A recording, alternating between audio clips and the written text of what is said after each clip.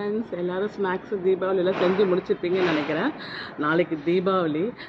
நான் வந்து இதுக்கு பலகாரம் ட்ரை பண்ணேன் ஃப்ரெண்ட்ஸ். It's totally டிசப்பாயிண்டடு. ஏன்னா நான் எதில் மிஸ்டேக் பண்ணேன்னு தெரியல. மாவுலையா இல்லைன்னா பாகு எடுத்தது சரியில்லையா என்னன்னு தெரியல. நான் தட்டி எண்ணெயில் போட்ட உடனே அது எல்லாமே பிரிஞ்சு அப்படியே எல்லாமே வந்துருச்சு, உதிரி உதிரியாக வந்துருச்சு. ஓகே, இது வந்து நான் ஏதோ மிஸ்டேக் பண்ணியிருக்கேன்னு தோணுச்சு.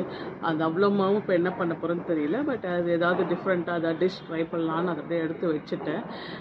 இப்போ இருக்க பிஸியான உலகத்தில் வந்து எல்லாருமே வெளியில் போய் தான் ஆர்டர் கொடுக்குறாங்க. பட் எனக்கு வந்து நானே என்னோடய ரெசிபிஸ் ஓன் ரெசிபிஸை ரீக்ரியேட் பண்ணி அதை வந்து செய்கிறதுல எனக்கு ஒரு சின்ன ஹாப்பினஸ்ஸு.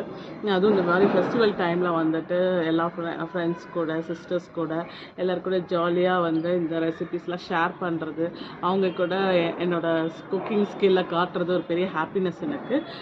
ஸோ எல்லாருமே நல்லா சாப்பிடுங்க, அளவாக சாப்பிடுங்க, ஸ்வீட்ஸ் எல்லாம் நல்லா ஹெல்த்தியாக இருங்க. நாளைக்கு தீபாவளி, சேஃபாக தீபாவளி கொண்டாடுங்க.